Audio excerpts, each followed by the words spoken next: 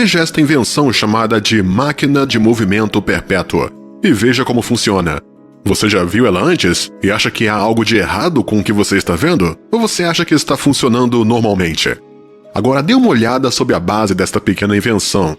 Isso te faz se sentir melhor? Ou será que fomos enganados a pensar que essa invenção funciona de verdade e essa bola de aço continuaria em seu ciclo para sempre?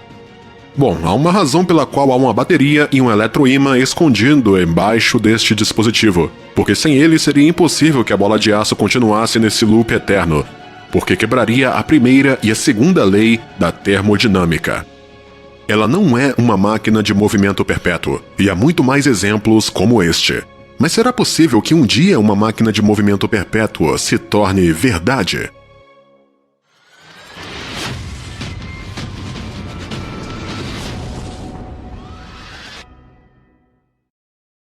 Antes de chegarmos às invenções realmente interessantes, é importante compreender as leis que uma máquina de movimento perpétuo quebraria. Uma máquina de movimento perpétuo, em teoria, seria um dispositivo que poderia continuar a funcionar infinitamente sem qualquer perda de energia, o que significa que funcionaria com 100% ou maior da eficiência.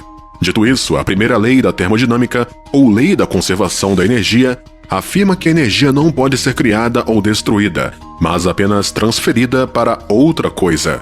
Um bom exemplo disso é o pêndulo de Newton, que muitos de nós já vimos antes. Mostra a conservação do momento e a conservação da energia com o impacto e o balanço das esferas de aço suspensas por arame ou cordas.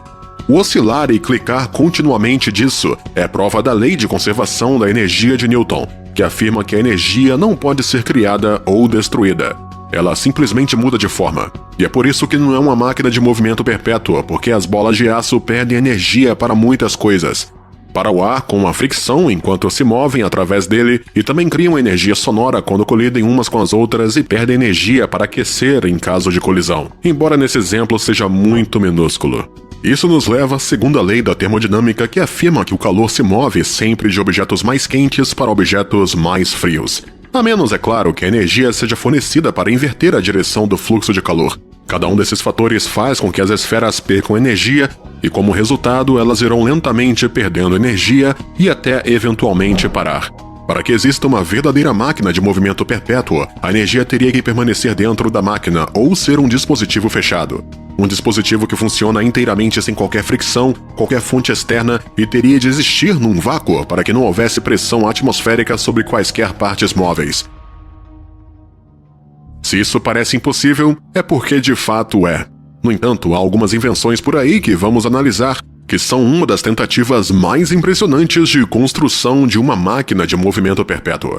O relógio Beverly é uma dessas invenções. Fica dentro do Departamento de Física da Universidade de Otago, na Nova Zelândia. O relógio foi inventado por um homem com o nome de Arthur Beverly. Aos 14 anos, Arthur se tornou um relojoeiro aprendiz, era um fabricante de lentes muito hábil e fez um conjunto de lentes de microscópio para a Universidade de Aberdeen. Mudou-se para a Nova Zelândia, onde abriu o seu próprio negócio de relojoaria em 1858. Foi lá que começou a trabalhar na sua invenção e, 6 anos depois de abrir o seu negócio, completou seu trabalho num relógio maravilhoso e muito diferente. Uma vez concluída a sua invenção, ele deu corda no relógio em 1864. Essa é a única vez que foi dada corda para iniciar ele, e tem estado funcionando desde então. Até hoje é uma das experiências científicas mais longas do mundo. Então, como é possível que um relógio mecânico possa funcionar continuamente durante 158 anos sem que alguém desse corda nele mais uma vez? Bom, essa afirmação não é totalmente exata. Embora o relógio ainda esteja funcionando, houve momentos em que ele parou. Apesar do fato do relógio poder teoricamente funcionar para sempre sem ter que levar corda de novo, ele depende de uma fonte externa de energia. E não há pilhas escondidas no caso. O relógio funciona sob pressão atmosférica graças a uma caixa hermética no seu interior que se expande e contrai devido às mudanças normais de temperatura que ocorrem ao longo do dia. As mudanças de temperatura criam pressão num diafragma que levanta um peso de 450 gramas. Quando a temperatura diminui, o peso desce e então o relógio recebe energia. Com uma variação de temperatura de apenas 6 graus, que é necessário para levantar o peso de apenas 1 polegada, então o relógio levará a corda. Mas às vezes isso não acontece e o relógio simplesmente para. Quando a temperatura muda, o relógio começa a funcionar de novo, sem levar corda manualmente. Claro que o lado negativo disso é que o relógio terá perdido tempo, e então a sua hora terá que ser manualmente corrigida novamente. Não é um verdadeiro sistema fechado e, portanto, não é uma verdadeira máquina de movimento perpétuo. É, contudo, um exemplo mais próximo de um que temos. Ainda assim, o relógio Beverly é um desenho brilhante para o tempo e o primeiro relógio atmosférico de sempre no mundo. Mas funciona com menos de 100% de eficiência, o que faz com que não seja uma máquina de movimento perpétuo. Também vale a pena mencionar que um dispositivo como esse não funcionaria no vácuo do espaço e precisaria de gravidade para funcionar. Se pensou que o relógio de Beverly era uma invenção espantosa, então esta próxima tentativa de uma máquina de movimento perpétuo vai te surpreender. Se chama o sino elétrico de Oxford, ou também chamado como The Clarendon Dry Pal, devido a um monte de pilhas secas que são utilizadas para alimentar o dispositivo. Pilhas secas são pilhas antigas que utilizam discos alternativos de prata, zinco e revestidas com enxofre, que geram baixas correntes de eletricidade. A invenção consiste em 2 sinos de latão que estão cada um posicionado por baixo de 2 desses tipos de pilhas secas que estão cobertas de enxofre fundido e que se parecem muito com castiçais dentro de um invólucro de vidro. Entre os 2 sinos se encontra uma esfera de metal ou campainha que está suspensa entre os 2 sinos de latão. Cada campainha, ligada a uma pilha seca, produz uma minúscula carga eletrostática que repele o pequeno bandalo, enviando-o rapidamente para trás e para frente entre os 2 sinos.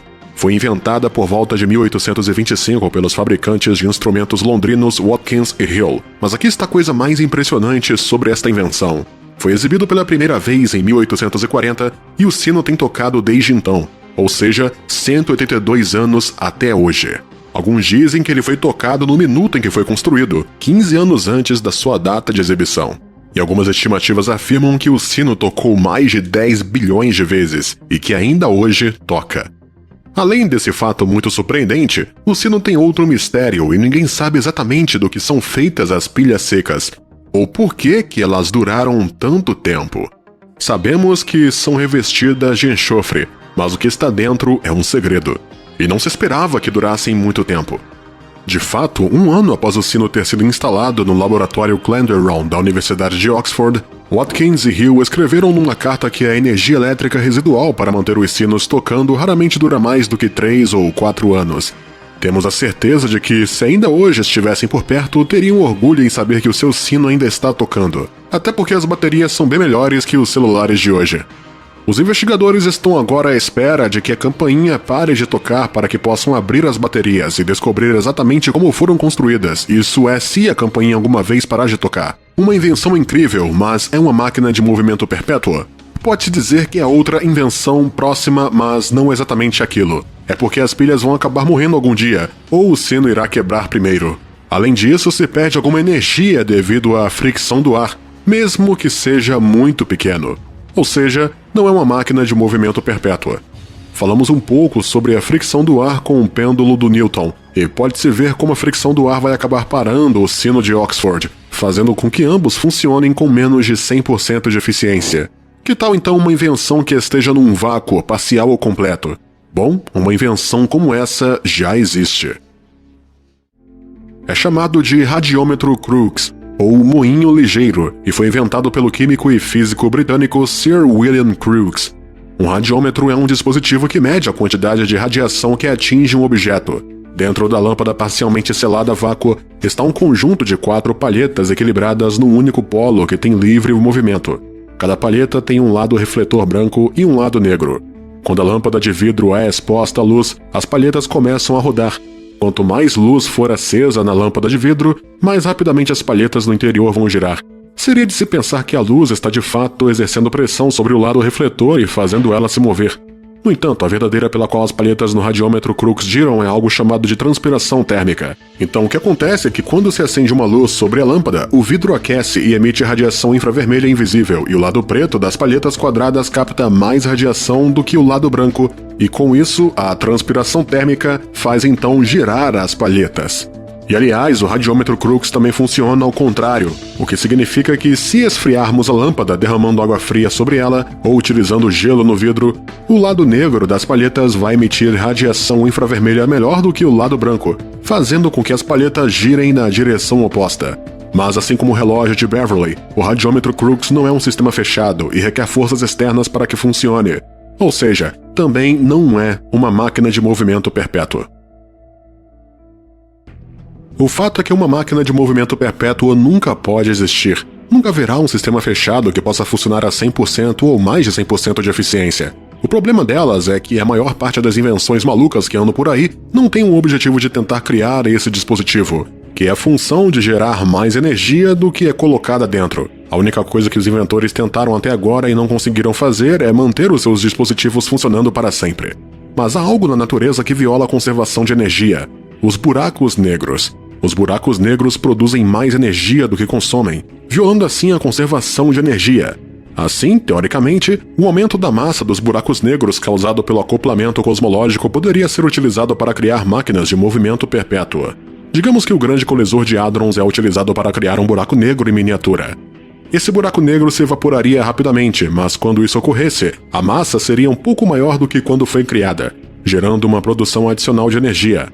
Tal máquina poderia utilizar a expansão do universo para obter uma produção de energia pura, o que seria equivalente a uma máquina de movimento perpétuo. Poderíamos estar realmente perto de descobrir isso, uma vez que, ainda recentemente, os cientistas criaram um buraco negro criado em laboratório que começou a brilhar após a simulação de um horizonte de eventos. Até lá, teremos que nos maravilhar com as muitas tentativas e invenções estranhas utilizadas por aqueles que afirmam ter feito uma máquina de movimento perpétuo. Então, fala pra gente o que você achou do vídeo, e se você gostou dele, nos dê um like, ajuda bastante a gente. E também fique ligado aqui no canal, se inscrevendo nos vídeos mais incríveis que vão vir aí. Obrigado por assistirem.